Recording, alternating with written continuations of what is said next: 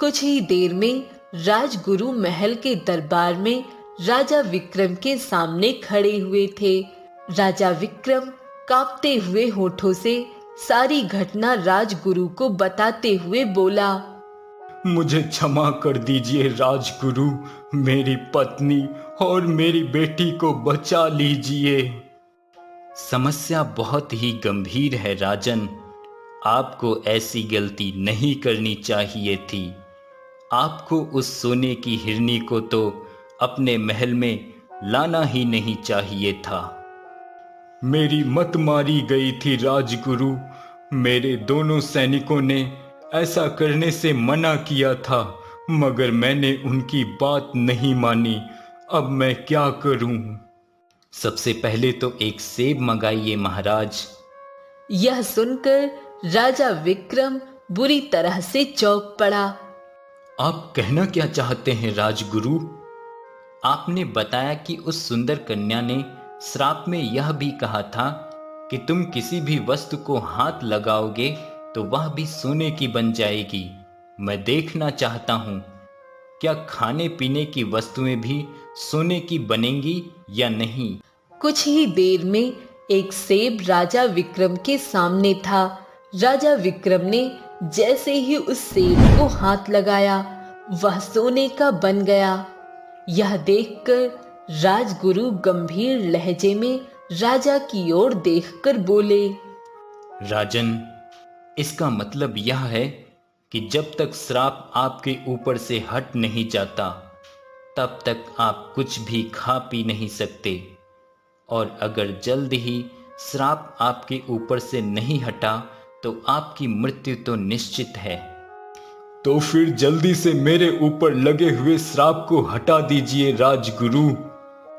इतना आसान नहीं है राजन, श्राप कैसे हटेगा यह तो वही बता सकता है जिसने आपको श्राप दिया है। लेकिन मुझे तो जिस सुंदर कन्या ने श्राप दिया है वह तो सोने की मूर्ति में परिवर्तित हो चुकी है। चिंता मत करो, मैं उस मूर्ति के सामने एक छोटा सा यज्ञ करूंगा और उस मूर्ति को कुछ समय के लिए मैं जीवित करके श्राप को खत्म करने का उपाय पूछ सकता हूं।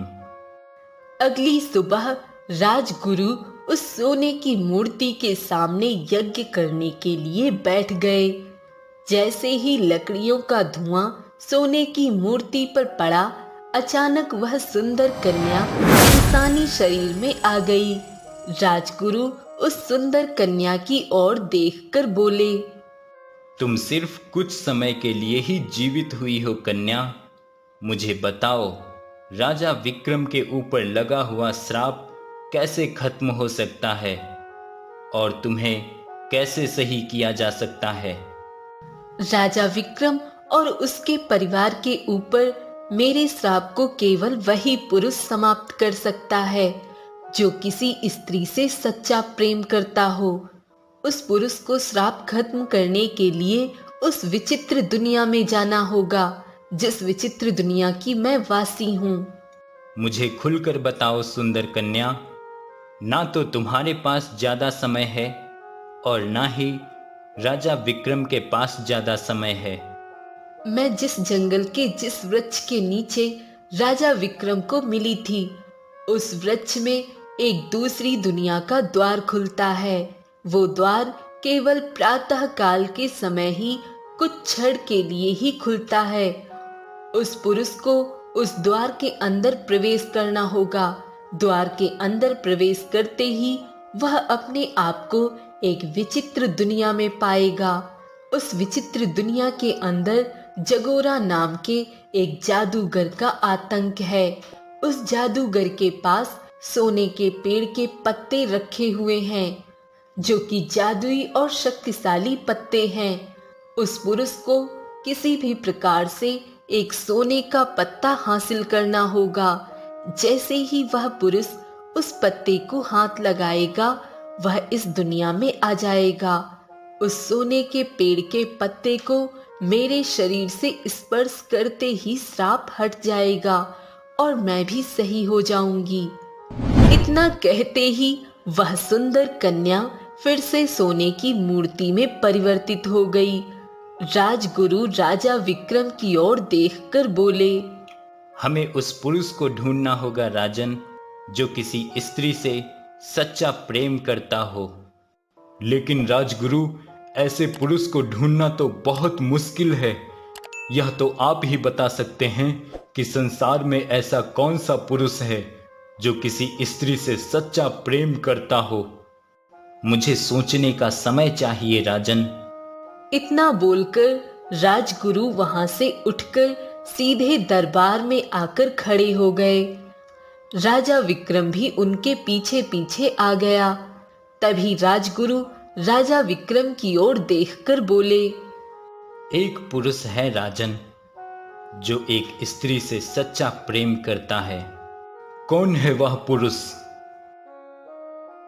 उस पुरुष का नाम राजकुमार अशोक है, जो आपकी पुत्री राजकुमारी सुलेखा से सच्चा प्रेम करता है। अगर वह राजकुमारी सुलेखा को बचाने के लिए उस विचित्र दुनिया में जाने की हामी भर देता है, तो मैं समझ जाऊंगा कि वह वाकई मेरी पुत्री से सच्चा प्रेम करता है। तो फिर देर मत कीजिए राजन, तुरंत राजकुमार अशोक को यहाँ पर बुला लीजिए। राजा विक्रम ने उसी रात राजकुमार अशोक को अपने राजमहल में बुलवा लिया। राजकुमार अशोक आश्चर्य से राजा विक्रम की ओर देखकर बोला, मैं जानता हूँ महाराज कि आपको पता है कि मैं आपकी पुत्री राजकुमारी सुलेखा से प्रेम करता हूँ। लगता है आपने मुझे सजा देने के लिए यहाँ पर बुलवाया है। नहीं अशोक, बल्कि मैंने तुम्हें मदद के लिए यहाँ पर बुलवाया है।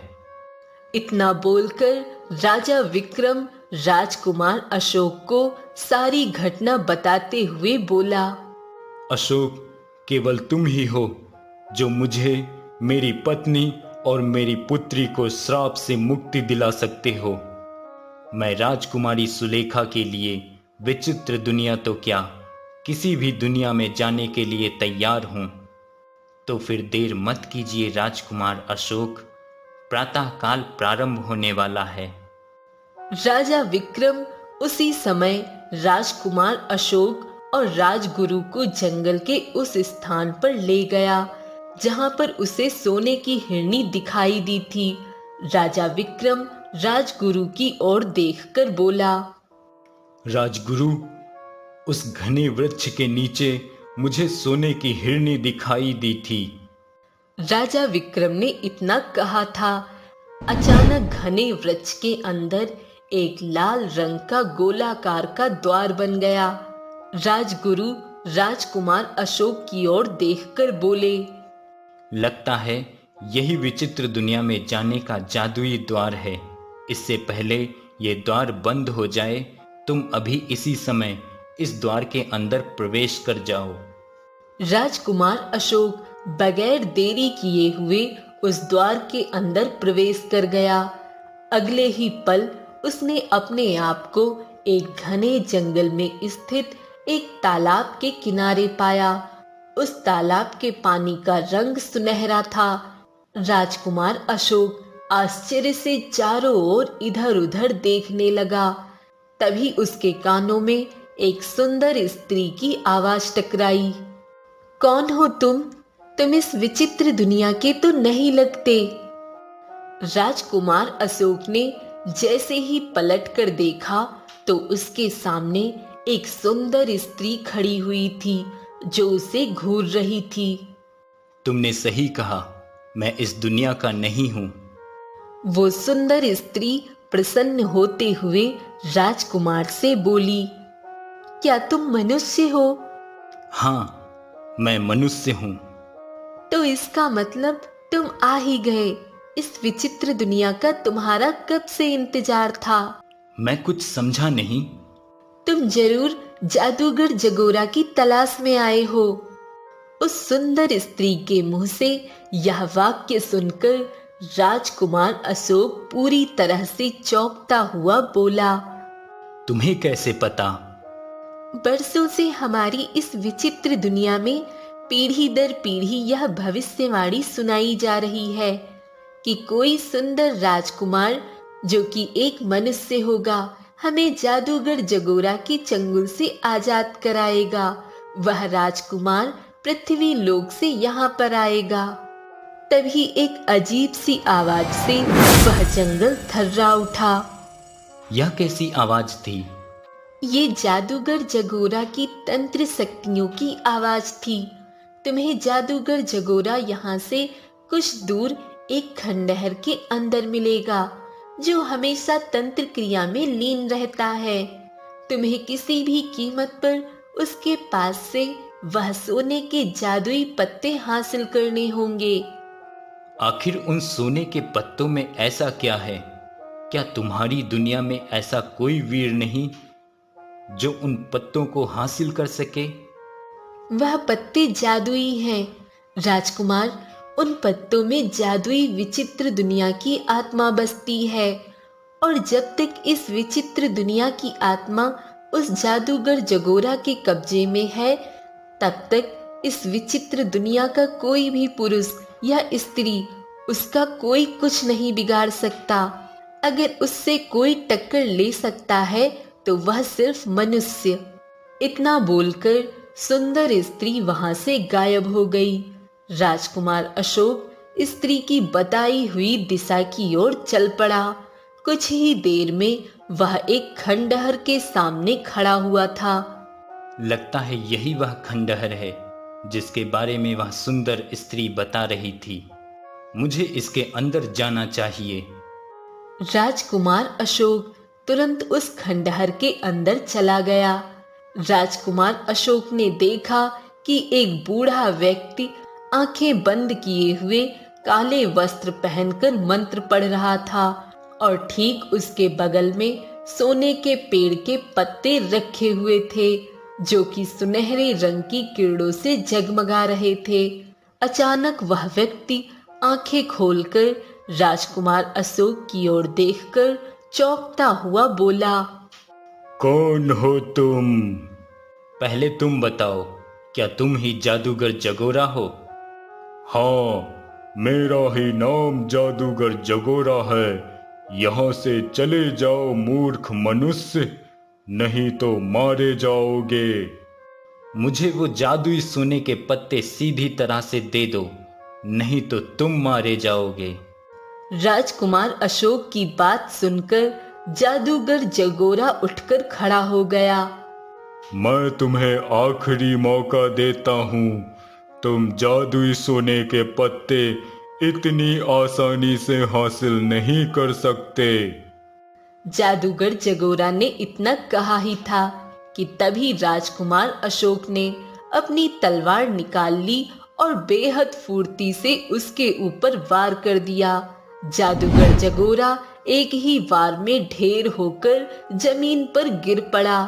तभी वही सुंदर स्त्री वहां पर आ गई और खुश होते हुए राजकुमार अशोक की ओर देखकर बोली, एक बात समझ में नहीं आई, जादूगर जगोरा तो एक ही वार में ढेर हो गया। मुझे तो लगा था कि जादूगर से लड़ना बहुत ही मुश्किल काम होगा।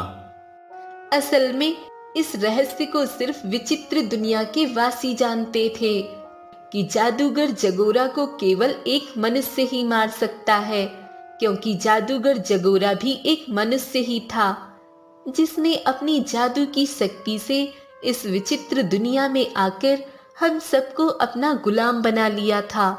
मगर वह यह नहीं जानता था कि उसकी ही दुनिया का कोई भी व्यक्ति अगर सीधे उस पर वार कर देगा तो वह उसी समय मर जाएगा।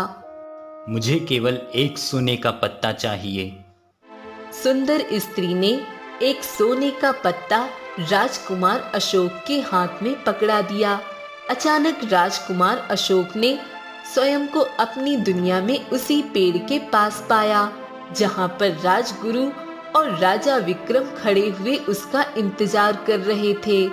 मुझे तुमसे यही उम्मीद थी। अब देर मत करो राजकुमार, चलो महल चलते हैं। कुछ ही देर में राजकुमार अशोक राजगुरु और राजा विक्रम के साथ महल के उस स्थान पर खड़ा हुआ था जहां पर सुंदर कन्या सोने की मूर्ति बनी हुई खड़ी थी। राजकुमार अशोक ने जैसे ही वह जादुई पत्ता सोने की मूर्ति पर स्पर्श किया, अचानक वह जादुई सोने का पत्ता गायब हो गया और सुंदर कन्या अपने असली रूप में आ गई। वह जादुई पत्ता कहाँ गया? वह जादुई पत्ता विचित्र दुनिया का था, जो विचित्र दुनिया में ही चला गया। इतना बोलकर सुंदर कन्या राजा विक्रम की ओर देखकर बोली, मुझे क्षमा कर दो राजन। क्षमा तो मुझे तुमसे मांगनी चाहिए। नहीं, आपने मुझे कोई किसी भी गलत इरादे से नहीं छुआ था, बल्कि यह सब तो मेरी योजना का हिस्सा था। यह सुनकर राजगुरु और राजा विक्रम बुरी तरह से चौंक पड़े। मैं तुम्हारी बात का मतलब नहीं समझा। बरसों से हमारी दुनिया में जादूगर जगोरा ने आतंक उठा रखा था और हम अपने बाप दादाओं से यही भविष्यवाणी सुनते आ रहे थे कि कोई तो मनुष्य हमारी दुनिया में आएगा जादूगर का अंत करने, लेकिन ऐसा नहीं हो रहा था। तब मुझे एहसास हुआ कि शायद मुझे स्वयं पृथ्वी पर जाना चाहिए और एक योजना बनाकर किसी मनुष्य को अपनी विचित्र दुनिया में लाना चाहिए। उसी योजना के तहत मैं एक सुंदर सोने की हिरनी का रूप लेकर वहां पर खड़ी हुई थी। जब राजा विक्रम ने मुझे स्पर्श किया, तब मैंने मजबूरी में राजा विक्रम को इस तरह का श्राप दिया ताकि वह किसी ऐसे मनुष्य को तलाशे जो विचित्र दुनिया में जा सके, और ऐसा ही हुआ। इतना बोलकर वो सुंदर कन्या वहां से गायब हो गई। राजा विक्रम ने कुछ समय बाद अपनी पुत्री राजकुमारी सुलेखा का विवाह राजकुमार अशोक से धूमधाम से करा दिया और राजा विक्रम उस दिन से सुधर गया और वो क्रूर से दयालु राजा बन गया।